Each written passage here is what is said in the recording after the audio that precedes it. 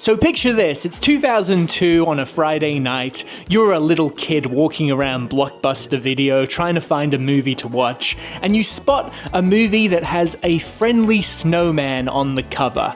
As you approach the movie, the friendly snowman changes into a demonic, scary snowman. Congratulations, you've just been scarred for life, just like many other children around the world, thanks to the VHS cover of the cult horror comedy Jack Frost from 1997. Now, the movie itself is a horror comedy, a piece of trash cinema, should we say, a movie that is so good that it's bad. So why the hell do I like this movie? Why do I enjoy this terrible movie about a killer snowman?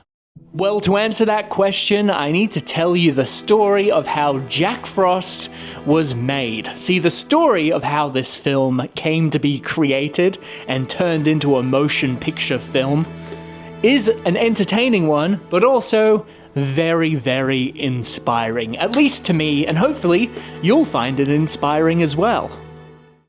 So back in the 90s, there was this British man named Michael Cooney, who had a dream to go to Hollywood and become an actor.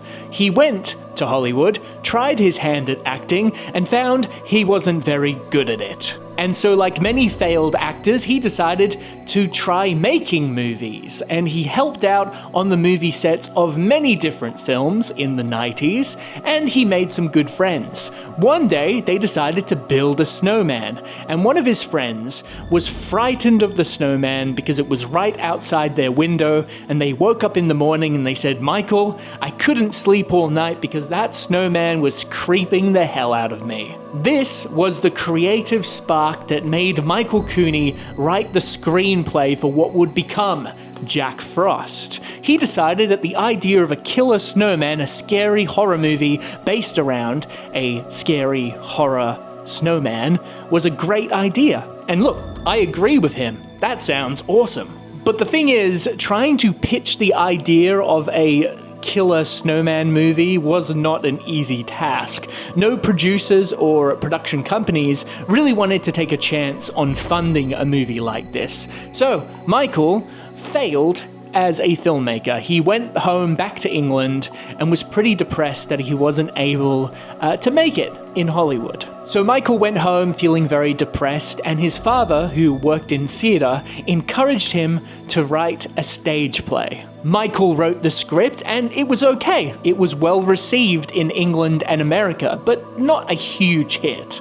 But then, randomly, out of nowhere, Michael received a check for $40,000 because his script, his play, had become massively popular in Norway. And so, he suddenly had this burst of income. And what did Michael do with that money? What did Michael do with the success of writing a stage play? Did he continue to write stage plays that would be popular in Norway? No. He took that money, he caught a plane back to Hollywood, and he said to all of his friends, "We're gonna make Jack Frost a reality, baby." And they made the movie happen. They pitched the idea, they used the $40,000 to show that they could do it, and that there was a possibility of making this movie a reality, and they just pursued it, baby. Now, luckily for Michael, there was a production company that was interested in making the film a reality. They were called Prism Entertainment. Now, Prism Entertainment was filing for bankruptcy, so Jack Frost would become one of their final films that they would help create. A film that they would throw money at and hope there would be some sort of success. Unfortunately, Prism Entertainment still shut down, but guess what? Jack Frost got made. The movie was in production, it got made, and Michael Cooney finally got to create his killer snowman movie, which has now become a cult horror favorite of many people all around the world, and I am so happy that it exists. And that is one of the many reasons that I love this movie.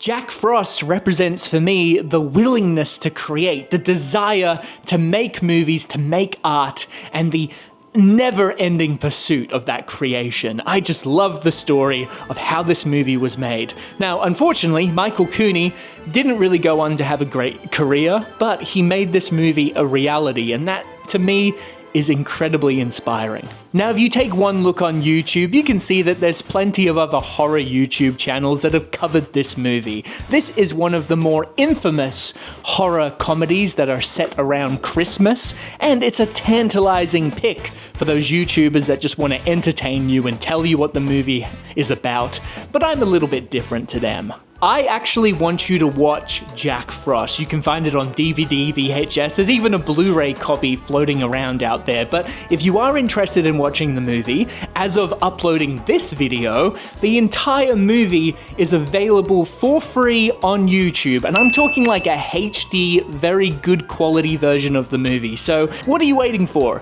If you're a fan of horror movies, it's now the Christmas season. Go onto YouTube, watch the movie, experience the amazing killer snowman movie, which is Jack Frost, and I hope you have a great holiday season. Thank you so much for watching this video. Type in the comments what you like most about Jack Frost. Is it the infamous bathtub scene with Shannon and Elizabeth? If you know, you know. It's a very weird scene, very strange scene that could not be made in the year 2024. Anyway, thank you so much for watching. I'll see you in the next video. Stay creative and creepy. See you next time.